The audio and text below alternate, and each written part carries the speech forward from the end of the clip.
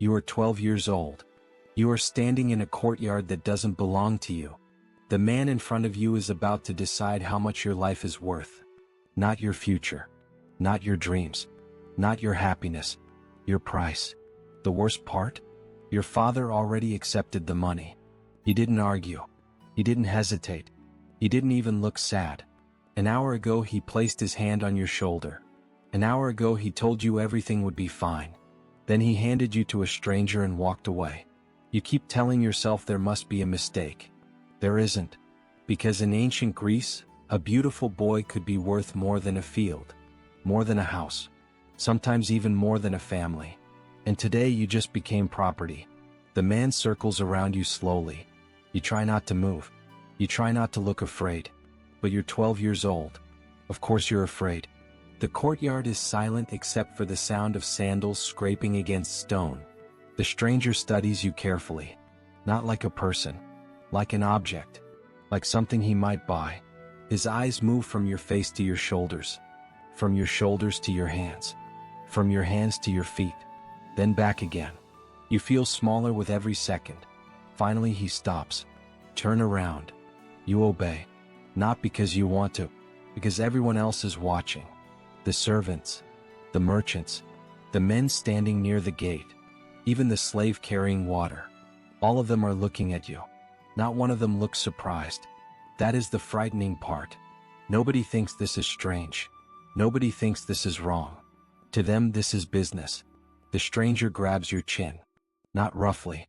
Not kindly either. Just firmly. The way someone might inspect a horse before buying it. You want to pull away. You don't. You already understand something important. Resistance has become expensive. The man nods. He looks healthy. Healthy. Not brave. Not intelligent. Not kind. Healthy. As if that is all that matters. Maybe it is.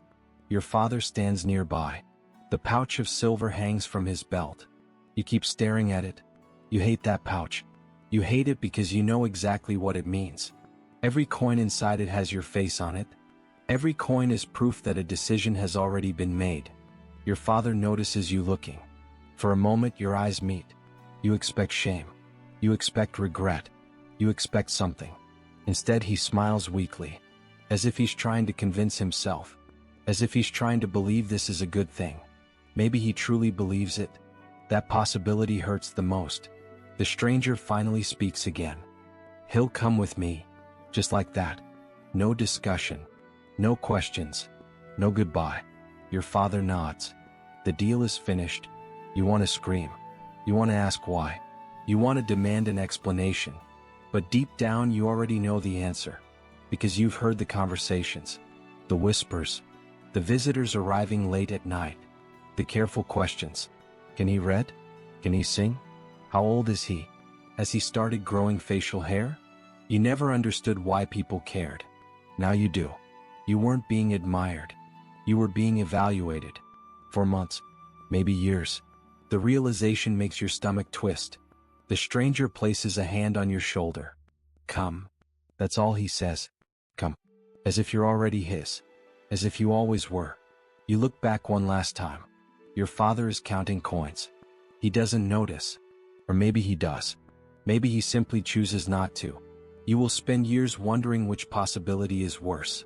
The journey to Athens takes days. Long days. Longer nights. You sit in a wagon beside supplies and trade goods. The stranger rarely speaks.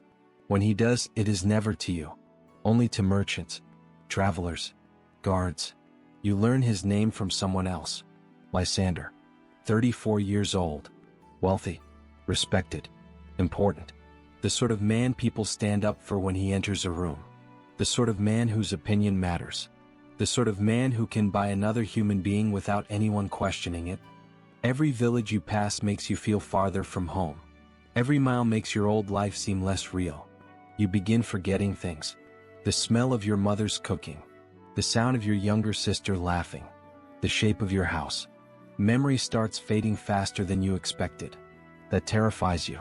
Because if the memories disappear, what remains? Who are you then? A week later, Athens rises before you. Huge. Crowded. Overwhelming. You've never seen anything like it. People everywhere. Merchants shouting. Animals moving through the streets. Children running between stalls. Life. So much life. Yet you've never felt more alone. Lysander leads you through narrow roads toward his house. The building is larger than anything your family ever owned. White stone walls. Wooden doors. Servants moving constantly. A different world. A servant opens the gate. Lysander gestures inside. Welcome home. Home. The word almost makes you laugh. Because both of you know the truth. This isn't your home. It's your cage. The only difference is that cages for valuable things are built from luxury instead of iron. That night, lying awake in a room larger than your entire childhood house, you finally understand something. You are not here because someone loves you. You are not here because someone wants to help you. You are here because someone paid for you. And things that are purchased are expected to provide value. Soon you will learn exactly what that value is. And when you do, nothing will ever feel safe again. Stay with us till the end for valuable insights. Like, subscribe and share to support the channel. The first morning begins before sunrise. You don't wake up naturally. A servant wakes you. Not with kindness. Not with cruelty. Just routine. That somehow feels worse. Because routine means this has happened before. Many times before. To many boys before you. The servant pulls back the curtain. Cold morning light floods the room.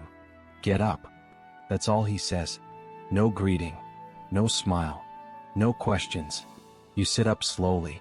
For a moment you forget where you are. Then you see the walls. The expensive furniture. The unfamiliar ceiling. And everything comes rushing back. Your father. The silver. The wagon. The journey. The sail. Your stomach tightens. You are not home. You will never be home again. The servant leads you through the house. Everything is beautiful. Everything is clean. Everything shines. But the beauty doesn't comfort you. Traps you. Every polished floor. Every decorated wall. Every expensive vase. They all remind you of the same thing. Someone paid for this life. And now, someone has paid for you. The house is already awake. Servants move quietly through hallways. No one speaks loudly. No one wastes time. Everyone knows their place. Everyone has a purpose. You are beginning to realize that purpose is everything here. Without purpose, you become a burden. And burdens don't last long. Breakfast is served in a large room. Lysander sits at the center. Several guests sit nearby. They are discussing politics, trade, military matters, important things. You recognize none of them. One servant points toward a place behind Lysander. Not beside him. Not across from him. Behind him. You stand there, confused. The conversation continues. Nobody introduces you. Nobody asks your name. Nobody seems interested in your existence. At first it feels insulting. Then something worse occurs to you. You aren't being ignored. You are being displayed. Like artwork. Like decoration. Like proof of wealth. The realization makes your chest feel heavy. One guest finally notices you. He studies your face, your posture, your clothing. Then he looks at Lysander. A new one? Lysander nods. 12. The guest smiles. Good age. Good age. The words hit harder than a slap. Because they're talking about you. Yet somehow, they're not talking to you. The conversation moves on. You remain silent. Hours later, Lysander finally speaks directly to you. Walk with me. You follow him into a courtyard. Birds sing somewhere beyond the walls. A fountain trickles nearby. It should feel peaceful. It doesn't. Lysander stops. Turns toward you. For several seconds he says nothing. You begin feeling nervous. Then he finally speaks. You need to understand something. His voice is calm. Controlled. Dangerously calm. I provide food. You nod. I provide clothing. You nod again. I provide shelter. Another nod. Lysander folds his hands behind his back. And in return, the pause feels endless. You will obey. There it is. The truth. Simple. Direct. Terrifying. You stare at the ground. Lysander continues. If I tell you to stand, you stand. If I tell you to sit, you sit. If I tell you to remain silent, you remain silent. His voice never rises. He never threatens you. He doesn't need to. Power doesn't always shout. Sometimes it whispers. And whispers can be far more frightening. You are fortunate, he says. Fortunate. The word makes your stomach turn. Fortunate? You were sold. You lost your family. You lost your freedom. You lost your future. And somehow, you are fortunate? But you don't say that. You don't say anything. Because you are already learning the first rule. Silence keeps you safe. At least for now. Days pass. Then weeks. Life settles into a strange rhythm. Every morning follows the same pattern. Wake up. Wash. Dress. Stand where you are told. Speak when permitted. Smile when expected. Disappear when necessary. You begin feeling less like a person. More like a role. A performance. Every day becomes an act. And the most exhausting part? You can never stop acting. Not even for a moment. One afternoon you make a mistake. A small one. A harmless one. Or so you think. Lysander is speaking with visitors. One of them asks a question about a poem. You know the answer. You spent years learning it. Without thinking you speak. Only a few words. Just enough to answer. The room becomes silent. Instantly. Every conversation stops. Every face turns toward you. Your heart drops. Lysander slowly looks over his shoulder. His expression doesn't change. That terrifies you. Because anger would be easier. Anger burns hot. Then it disappears. This is different. This is cold. Very cold. You are not speaking to me. The words are quiet. Almost gentle. You immediately apologize. I am sorry. Lysander nods. Then turns back to his guest. Nothing else happens. No punishment. No shouting. No violence. Yet somehow, the shame follows you all day. All week. Maybe longer. That night you lie awake. Staring into darkness. Thinking far too much. Because something is beginning to change inside you. Something dangerous. You are starting to crave approval. Lysander's approval. A smile. A compliment. A simple nod. Any sign that you are doing well. And that realization horrifies you. Because you know what is happening. Slowly. Very slowly. The cage is moving. Not around your body. Around your mind. Then comes the cruelest lesson of all. A lesson no one explains. A lesson you discover yourself. One evening, a servant accidentally breaks an expensive cup. The sound echoes through the house. Everyone freezes. The servant immediately apologizes. Again. And again. And again. Lysander says nothing. He simply walks away. The next day the servant is gone. No explanation. No farewell. No discussion. Just gone. As if he never existed. The message spreads through the house without anyone speaking. Everyone is replaceable. Everyone. Servants. Workers. Slaves. And boys. Especially boys. That night you sit alone in your room. The moonlight spills across the floor. Your thoughts won't stop. You remember your father's face. You remember the silver pouch. You remember the smile. For weeks you told yourself he had no choice. For weeks you searched for excuses, reasons, explanations, anything. But now you aren't so sure. Because every day in this house teaches the same lesson. Value matters. More than love. More than loyalty. More than anything. And for the first time, you begin wondering if your father looked at you the same way these men do. Not as a son. Not as family. But as an opportunity. The thought hits harder than any punishment ever could. You try to push it away. You can't. Because deep inside, you are starting to fear the truth. And the truth is usually much worse than the lie. 3 months pass. Not quickly. Not slowly. Just relentlessly. One day becomes another. Then another. Then another. Soon you stop counting. Because counting only reminds you how trapped you are. And trapped people learn something very quickly. Hope can be dangerous. At first, you wake up every morning expecting rescue. A letter. A visitor. A miracle. Something. Anything. But miracles never arrive. The days keep moving. The house keeps breathing. And you remain exactly where you are. That is how a new life begins. Not with acceptance, with exhaustion. One afternoon, Lysander calls for you. Your stomach tightens immediately. You still feel nervous whenever he speaks your name. Not because he is violent, because he isn't. And somehow, that makes everything harder.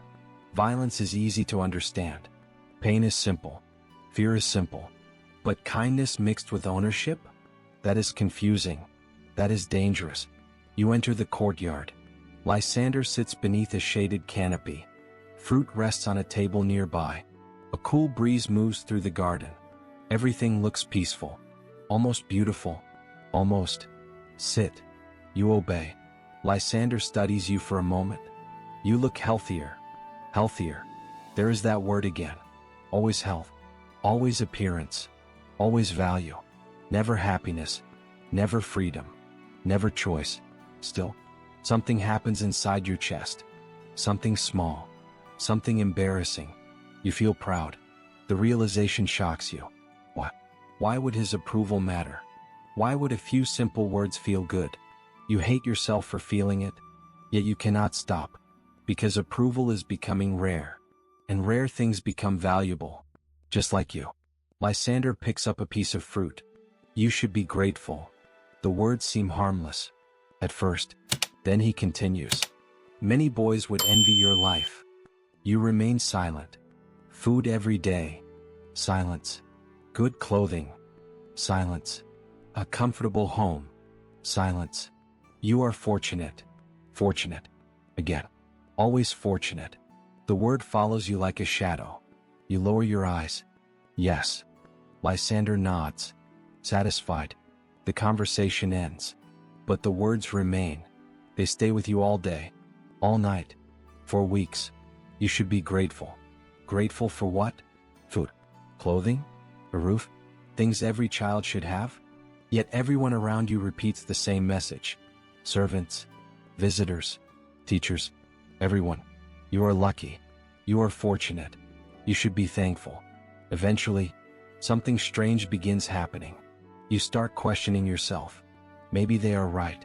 Maybe you are fortunate. After all, your room is comfortable. Your meals are good. Your clothes are expensive. Your village never offered any of that. The thought enters your mind quietly, like a thief, like poison. And once it enters, it refuses to leave. That is the cruelest rule. Not obedience, not silence, not fear. Gratitude. Force gratitude. Because gratitude changes everything. It turns suffering into obligation. It turns control into generosity. It turns ownership into kindness. And before you realize it, you begin thanking the person who owns you. One evening, a servant brings you a new cloak. The fabric is soft. Far softer than anything you owned before. The servant smiles. Lysander chose it himself. You stare at the cloak, then at the servant, then back at the cloak. And for one horrible moment, you feel happy. Actually happy. Your stomach twists immediately, because happiness feels like betrayal. A betrayal of your family. A betrayal of your past. A betrayal of the boy you used to be. That night you cannot sleep. You sit beside the window, watching moonlight spill across the city. Athens glows in the darkness. Thousands of people. Thousands of lives. Yet you feel completely alone. You remember your father. Again. Always your father. The memory never leaves. You picture his face. You picture the silver coins. You picture him smiling. Then another thought appears. One you have never allowed yourself to consider. What if he was grateful too? The idea freezes you. What if he convinced himself the money would help everyone?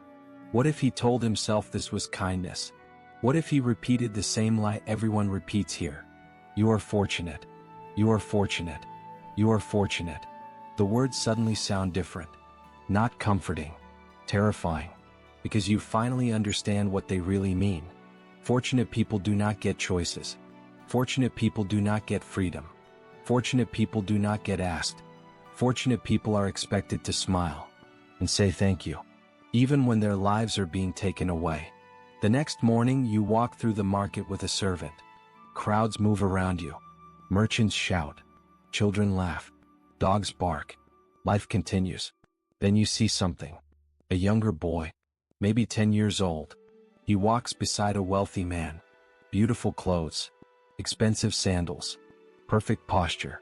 At first glance he looks lucky. Then your eyes meet. Only for a second. 1 second. But it is enough. You recognize the expression immediately. The silence. The caution. The fear hidden behind obedience. You know that face, because every morning, you see it in the mirror. The boy quickly looks away. The wealthy man never notices. You continue walking. But something inside you changes. For months you believed this life belonged only to you. Now you understand. You are not unique. You are not special. You are part of a system. A machine. A machine that keeps moving. A machine that takes children and transforms them into possessions. The realization follows you home. And later that evening, it becomes even worse. A group of guests arrives. Important men. Powerful men. The type who influence cities. The type who shape laws. The type who decide what is acceptable. You stand quietly beside the wall. Invisible. At least you think you are. Until one guest points directly at you. How old? 12. The guest nods. Excellent age. The room laughs softly. Not cruelly. Not maliciously. Casually. As if discussing weather. As if discussing crops. As if discussing livestock. And suddenly, a terrifying truth crashes into you. These men are not monsters. Monsters would be easier. Monsters know they are evil. These men believe they are respectable, civilized, honorable, good. That is what makes them frightening. Because if cruel people create a cruel system, it can be stopped. But when good people create it, when respected people defend it, when everyone agrees it is normal, then where do you run? Where do you hide? Who do you ask for help? That night, lying awake in darkness, you finally understand something. You are not fighting one man. You are not fighting Lysander. You are fighting an entire world. And worlds do not change easily. Sometimes. They do not change at all. 6 months have passed. Not that anyone tells you. Not that anyone cares. You know because the seasons are changing. The air feels colder. The mornings arrive later. And when you look into the polished bronze mirror in your room, you barely recognize yourself anymore. Your clothes are finer. Your posture is straighter. Your hair is carefully maintained. You look exactly the way Lysander wants you to look. That should make you feel proud. Instead, it makes you feel afraid. Because every improvement feels less like growth, and more like ownership. You are becoming what they purchased. One morning, Lysander sends you to the public baths. Not alone. Never alone. A servant walks beside you. Not close enough to hold your arm. Not far enough to let you escape. The difference matters. At least to them. The streets of Athens are crowded. Merchants shout from stalls. Workers carry supplies. Children run through narrow alleys. Everyone seems busy. Everyone seems free. You keep staring at them. Wondering what freedom feels like. Wondering if you've already forgotten. The baths are enormous.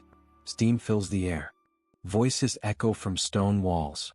Dozens of people move through the chambers. Some rich. Some poor. Some powerful. Some forgotten. For a moment, nobody notices you. And that feels wonderful. Just for a moment. Then you hear a voice. You're new. You turn. A boy stands nearby. Maybe 15. Maybe 16. Older than you. Taller than you.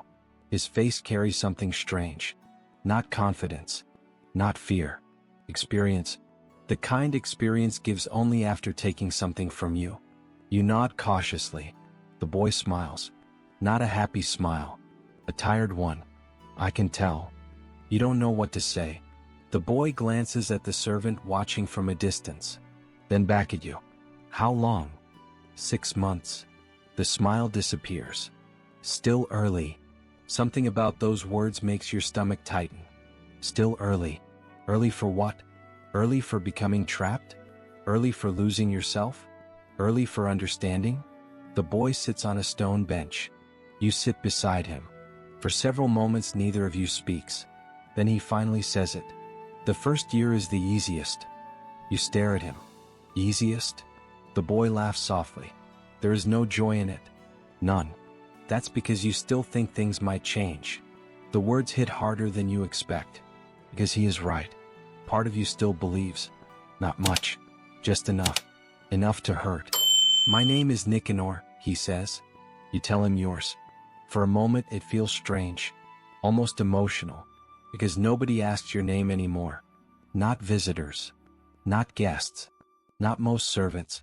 Your name has become less important than your role. Nicanor notices your reaction. They stop asking after a while. You look down. You noticed? Of course. His voice becomes quieter. They did the same thing to me. Silence falls between you. Heavy silence. The kind that says more than words ever could. Eventually you ask the question. The one you've been carrying for months. Does it get better? Nicanor stares into the water. For a very long time. You already know the answer before he speaks. It gets familiar. The words land like a stone. Not better. Not easier. Familiar. Somehow that feels worse. Because pain should improve. Fear should fade. But familiarity? Familiarity means learning to live with it. Learning to carry it. Learning to survive beside it. Nicanor studies your face. Then asks something unexpected. How old are you?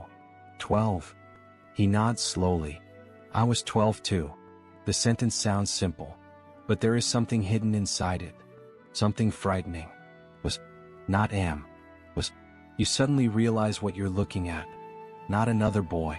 A future version of yourself. A glimpse of what comes next. And for the first time, that future scares you more than the present. Over the following weeks, you meet Nicanor whenever you can. At baths, markets, public gatherings, small moments, stolen moments. The conversations become the most honest part of your life. One afternoon, he tells you something nobody else ever has. You're temporary. You stare at him. What? Your value. The words are calm. Matter of fact. Almost cruel. It doesn't last.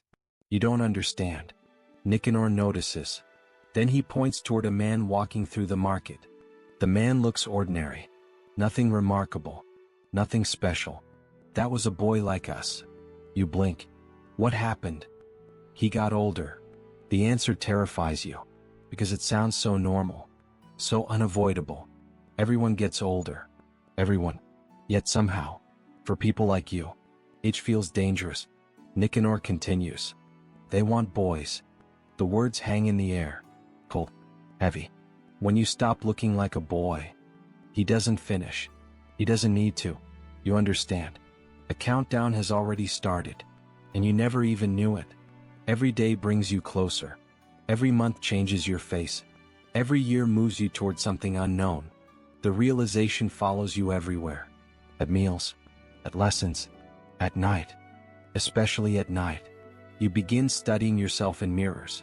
Looking for changes. Searching for signs. A different jawline.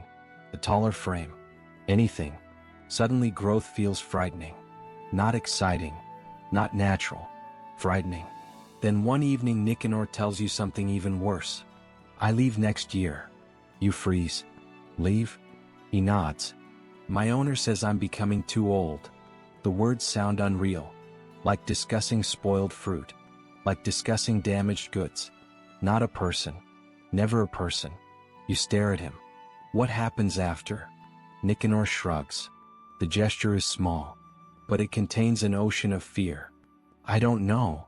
For the first time since meeting him, you see real terror in his eyes. Not hidden terror. Not controlled terror. Real terror. The kind people carry when standing at the edge of a cliff. And suddenly, you understand something horrifying. Nicanor isn't surviving. He is waiting. Waiting for a future nobody has explained. Waiting for a door to open. Hoping whatever waits behind it isn't worse. That night, you return to Lysander's house. The walls feel different. The rooms feel different. Everything feels different. Because Nicanor has shown you something nobody else wanted you to see. The future. And the future isn't freedom. Not yet. Not necessarily. It is uncertainty. The cruelest kind. As you lie awake staring into darkness, a question keeps repeating inside your head. What happens when they no longer want you? You don't know. Nicanor doesn't know. Maybe nobody knows. And somehow, that uncertainty is more frightening than any answer could ever be. 9 months. That is how long you have lived in Lysander's house. 9 months since your father accepted the silver. 9 months since you watched him walk away. 9 months since your old life ended. By now you know the rules. You know where to stand. You know when to speak. You know when to disappear. You know how to smile. Even when you don't want to. Especially when you don't want to. From the outside, everything seems fine. That is the dangerous part. Because sometimes the worst cages are the ones that feel normal. And lately, normal has started to frighten you. The change begins with a dinner. Nothing special. Nothing unusual. Just another gathering of wealthy men. Another evening of wine. Another evening of conversation. Another evening where you stand quietly behind Lysander's chair. Invisible. At least that's what you're supposed to be. Invisible. Then one of the guests notices you. A man you've never seen before. Older. Heavy set. A thick gray beard covers his face.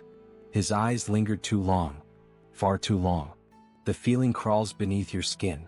You immediately look away. But not before seeing him smile. Not a warm smile. Not a friendly smile. A measuring smile. The kind merchants use before buying something expensive. Your stomach twists. The conversation continues. Politics. Trade. Military campaigns. Then suddenly, the man's voice cuts through the room. How old is he? You freeze. You already know who he means. Lysander answers calmly. Still 12. The man nods slowly. Remarkable. Remarkable. The word should sound flattering. Instead it feels like a warning. The guest studies you again. Longer this time. Then he lifts his wine cup. I can see why. The room grows quiet. Not completely. Just enough. Enough for everyone to understand what is being discussed. Enough for everyone except the servants to pretend they don't notice. You feel heat rising in your face. Not pride. Not embarrassment. Fear. Pure fear. Because suddenly, you don't feel like a person standing in a room. You feel like an item sitting on a shelf. The dinner eventually ends. The guests leave. The house becomes quiet again. But the man's eyes stay with you. All night. You cannot sleep. You keep replaying the conversation. The smile. The stare. The words. Remarkable. I can see why. Something feels wrong. Very wrong. The next morning confirms it. You are walking through the courtyard when 2 servants begin talking nearby. They don't realize you can hear them. Or maybe they do. Maybe they simply don't care. The offer was generous. One servant whispers. The other nods. Very generous. Your heart skips. Offer? What offer? Then the second servant says something that makes your blood run cold. Would you sell? The first servant laughs quietly. For that amount? Of course. So. The word crashes into you. So. Not trade. Not transfer. So. Suddenly everything becomes clear. The guest wasn't admiring you. He wasn't complimenting you. He was evaluating you. Exactly the way Lysander evaluated you months ago. Exactly the way your father watched strangers evaluate you before the sale. The realization hits like a hammer. This can happen again. Of course it can.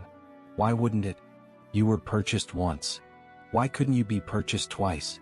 Or 3 times? Or 10 times? For the rest of the day, panic follows you everywhere. Every hallway feels narrower. Every room feels smaller. Every conversation feels suspicious. You keep watching Lysander, trying to read his face, trying to find answers. But his expression never changes. It never changes. And that terrifies you more than anger ever could. Finally, late that evening, he calls for you. Your pulse immediately begins racing. You enter his study. The room smells of oil lamps and parchment. Lysander sits behind a wooden table. Several documents rest before him. He gestures toward a chair. Sit. You obey. For a few moments, nobody speaks. The silence feels unbearable. Then Lysander finally looks up. There is something you should know. The words strike like thunder. Your chest tightens. Every instinct screams that something terrible is coming. And every instinct is right. A man has expressed interest in you. Interest. Such a harmless word. Such a terrible word. You stare at him. Unable to speak. Lysander continues. He has made an offer. The room suddenly feels smaller. The air feels heavier. Your heart pounds so loudly you can barely hear anything else. An offer. Just like before. Exactly like before. You force yourself to ask the question. The question you already fear. Are you going to accept? Lysander doesn't answer immediately. And that silence tells you everything. Because if the answer were no, he would have said it already. The pause stretches. Longer. Longer. Longer. Then finally. I have not decided. Not decided. Not decided. The words echo inside your skull. Not decided means possible. Not decided means maybe. Not decided means your future is sitting on a table somewhere being discussed like merchandise. You leave the study feeling numb. Completely numb. That night you don't sleep at all. You sit beside the window until dawn. Watching Athens slowly wake up. Watching merchants prepare stalls. Watching workers begin their day. Watching life continue as if nothing has happened. And that is when you finally understand what fear really is. Fear is not pain. Fear is not punishment. Fear is not violence. Fear is uncertainty. The waiting. The not knowing. The helplessness.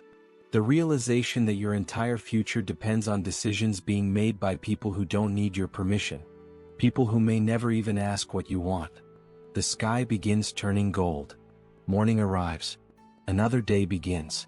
And somewhere in the city, a wealthy man is deciding whether to buy you. Again. For the second time in your life. You stare out across Athens. Your hands trembling. Your stomach twisted into knots. And for the first time since arriving here, you realize something even more frightening. You survived being sold once. You are not sure you can survive it again. You don't hear the answer for 7 days. 7 long days. 7 days of waiting. 7 days of wondering. 7 days of imagining every possible future. Every morning begins with the same thought. Has he decided? Every night ends with the same fear. What if he has? The uncertainty eats at you. Slowly. Relentlessly. Like water wearing down stone. You continue your routines. You attend lessons. You walk through markets. You stand silently during dinners. You do everything exactly as before. But nothing feels the same. Because now you understand something. Everything around you is temporary. The room. The clothes. The meals. The safety. Even the people. Everything can disappear. All it takes is one decision.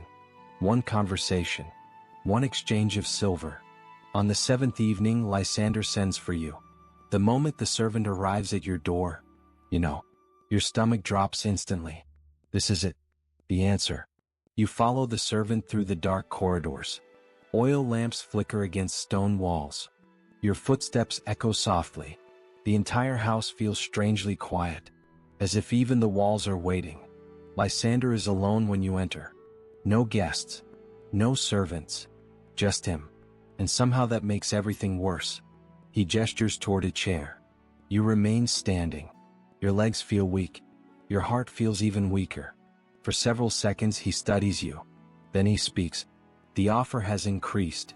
Your chest tightens. Increased. Not withdrawn. Not rejected. Increased. You suddenly feel sick. The conversation is no longer about whether you have value. The conversation is about how much. And somehow, that hurts more. Lysander leans back.